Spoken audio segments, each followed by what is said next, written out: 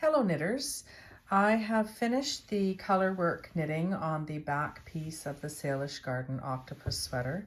So I'm going to show you what the back looks like and how I sew in all the ends, and then we'll come back to the front and finish up the duplicate stitching for all the suckers and the details on the eye.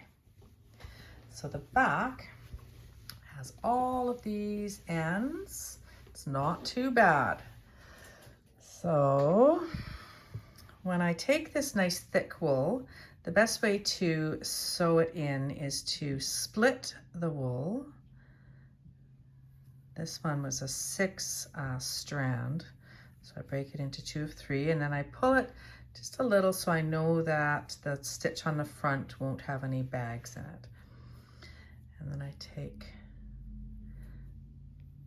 half of it and thread it into a needle, and then you go diagonally through the stitches on the back.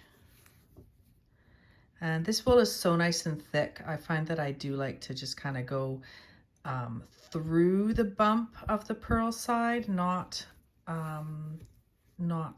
completely on the other side of the stitch.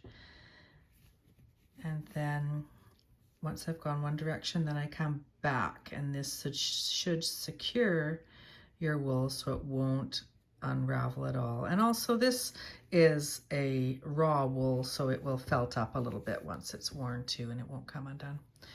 That is it. And then cut it off there, and that'll be great. And then do the other side.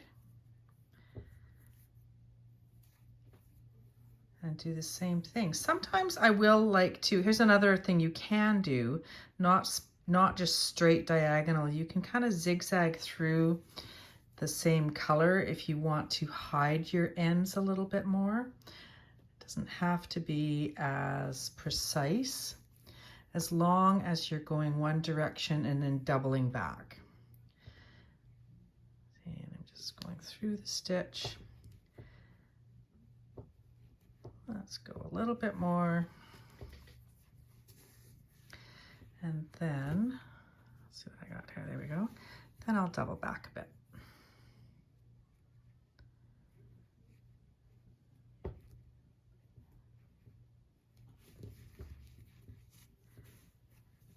And cut off the end. And that is that.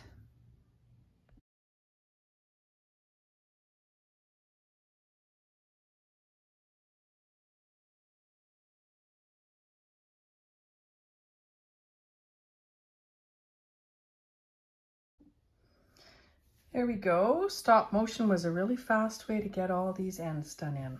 So it looks pretty good. Quite tidy, neat and tidy.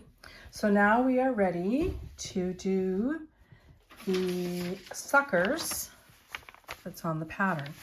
And I have selected this color because it has enough of a lightness to show, but it's not too much exactly like the background color. Now, and it's also thinner, which is good because if you use the same thickness, they kind of pop out a little too much on this particular project. So if I had selected the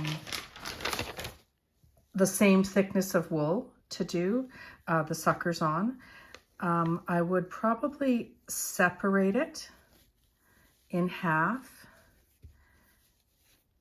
and then when I put when I thread the needle, I'd make sure that I was giving it a good twist so that it's strong enough when I pull it through. That's nice and strong. But I am not using this, I am using this.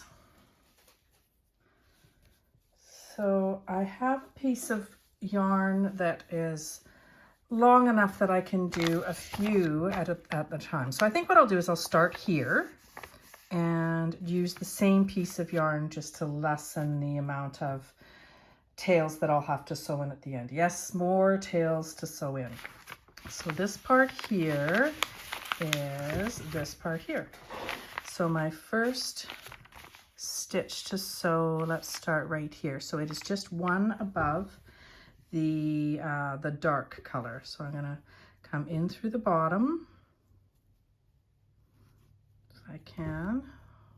Oh, it's a little bit bunged up from all the sewing of the tails at the end on the other side. So I'm pulling this, have enough left to sew in the end.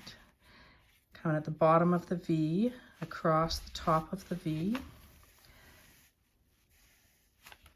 and then go back in the same hole. And let's see here. There we go. That's that sucker there. So I'm going to do this one 2 over. So it is right there. And it's close enough that it's not leaving too much of a stretch on the inside of the work. Just make sure that that's not pulled up too tight. Good. In through the bottom of the V, across the top, and then back in. There we go. And the next one I'll jump over to this one right here. So that's here.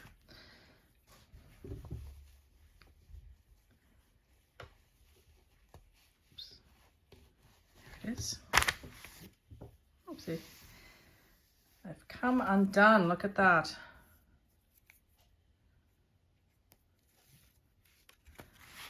And across the tops. And so this one here, instead of pulling all the way through, I'm just going to sneak across, watch. So I'm not going to go to this one, I'm going to go to this one. Just save me a little step there.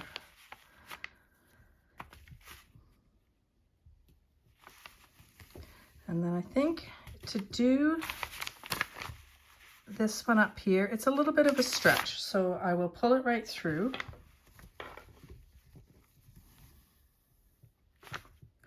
And flip my work.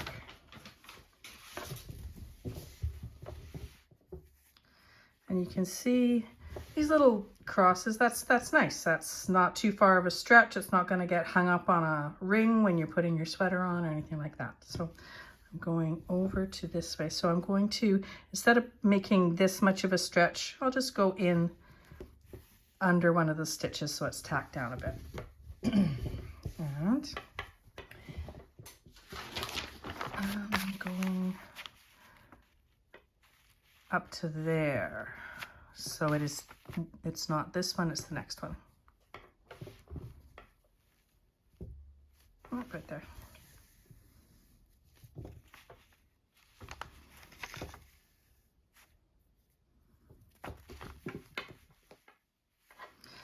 There we go. So I will carry on and finish up and show you how the end result turns out.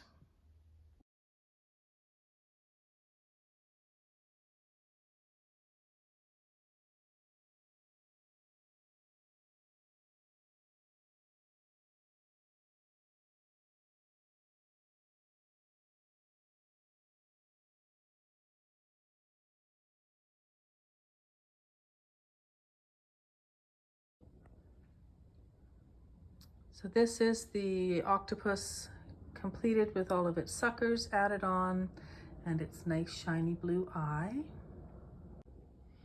And this is the back with all the ends all sewn in, neat and tidy.